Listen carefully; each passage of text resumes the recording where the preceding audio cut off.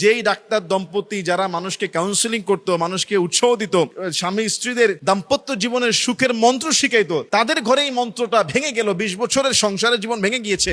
মোহতারাম, আপনার কাছে জানতে চাচ্ছি যে সোশ্যাল মিডিয়ার জনপ্রিয় ডাক্তার দম্পতির ডিভোর্স হয়েছে, সমাজে ডিভোর্সের হার দিন দিন বেড়ে যাচ্ছে, এই সম্পর্কে আপনি কি বলবেন? ডিভোর্স, তালাক, এটা হলো সবচেয়ে নিকৃষ্ট একটা হালাল কাজ। এটা জায়েজ, তবে নিকৃষ্ট একটা হালাল কাজ। সাম্প্রতিক সময়ে যে দুজন ডাক্তার দম্পতি যারা মানুষকে উৎসাহিত করতেন, উত্তম ফ্যামিলির কাউন্সেলিং করতেন, যাদেরকে দেখে অনেক স্বামী স্ত্রীরা আদর্শবান হয়েছেন, অনেক ফ্যামিলি উৎসাহিত হয়েছেন, ঠিক তাদেরই যখন ডিভোর্স হয়ে যায় তখন স্বাভাবিকভাবে মানুষের মন ভেঙে যাওয়া বা কষ্ট পাওয়া স্বাভাবিক। এজন্য আমি মাঝে মধ্যে বলি যে সোশ্যাল মিডিয়ার যে কোনো মানুষের এ ধরনের মোটিভেশনাল স্পিচ নিয়ে তাকে আদর্শ মানবেন না, বরং যদি মানুষ আমরা মুসলমানের আদর্শ মানতে হয়, একটাই আদর্শ আছে, সেটা নিখুঁত এবং নির্ভুল, সেটার মধ্যে কোনো সন্দেহ ভেজাল নাই, সেটা হলো মুসলমান হিসেবে মুহাম্মদ সাল্লাল্লাহু আলাইহি ওয়াসাল্লামের আদর্শ।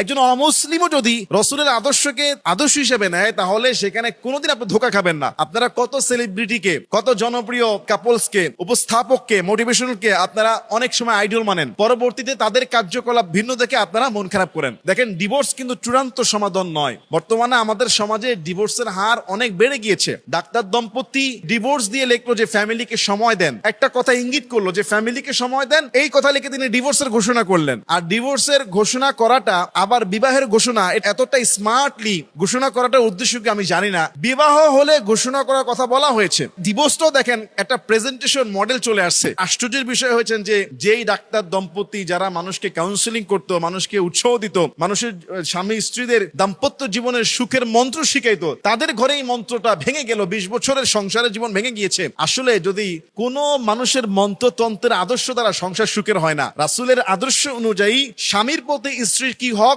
স্ত্রীর প্রতি স্বামীর কি হক, যদি এগুলি কেউ মেনে চলে, আর ভাঙা ঘরেও শান্তি ঢুকে যায়। যদি স্বামী এবং স্ত্রী একে অপরের প্রতি হক আদায় না করে, কর্তব্য ইসলামিক শরীয়ত অনুযায়ী, তাহলে যত কোটি টাকার দালানের নিচে থাকেন, শান্তি আসবে না। এটা সবার ক্ষেত্রে। এটা আমি আলেম বলি আর আপনি সাধারণ কৃষক বলেন, রাসূলের আদর্শ নাই, সেখানে রহমত আসবে না। আল্লাহ রাসূলের আদর্শ, স্বামী স্ত্রীর হক, পরস্পরের প্রতি পরস্পরের হক আদায় আছে, সেখানে আল্লাহর পক্ষ থেকে উভয়ের হৃদয়ের মধ্যে মাওয়াদ্দাতা রাহমা, রহমত আল্লাহ স্থাপন করে দিবেন। ভাই, এই স্বামী স্ত্রীর যে প্রেম ভালোবাসা, এটা আল্লাহর পক্ষ থেকে যে আসে, কুরআনের এক আয়াত আছে, আমি তাদের অন্তরে ভালোবাসা মোহাব্বত পয়দা করে দেই। কিন্তু এই ভালোবাসা মোহাব্বত আনতে হলে তো আল্লাহর সঙ্গে নেটওয়ার্ক এবং আল্লাহর যে হুকুম, যেই রুলস, সেটার মধ্যে থাকতে হবে। আপনি আপনার স্ত্রীকে নামিয়ে দিয়েছেন সোশ্যাল মিডিয়াতে, আপনি আপনার স্বামীকে নিয়ে সারাদিন পোস্ট করতেছেন, আল্লাহর হুকুমের বাইরে গিয়ে, তার সীমারেখার বাইরে গিয়ে কাজ করতেন, তাহলে আল্লাহর রহমত কিভাবে আসবে? সেখানে ডিভোর্স হয়ে যাওয়া স্বাভাবিক। আর ডিভোর্স কোনো চূড়ান্ত সমাধান নয়। অনেক সময় রাগের মাথায় ভুল বুঝাবুঝি হলেও ডিভোর্সটা যেন ফাইনাল না হয়, ডিভোর্সটাও একটা নিয়ম আছে। এমন ভাবে আপনি তালাক দেন যাতে করে চাইলে আপনি পরবর্তী তাকে ফিরিয়ে আনতে পারেন, 3 মাসের ভিতরে বা 3 মাসের পরে। কিন্তু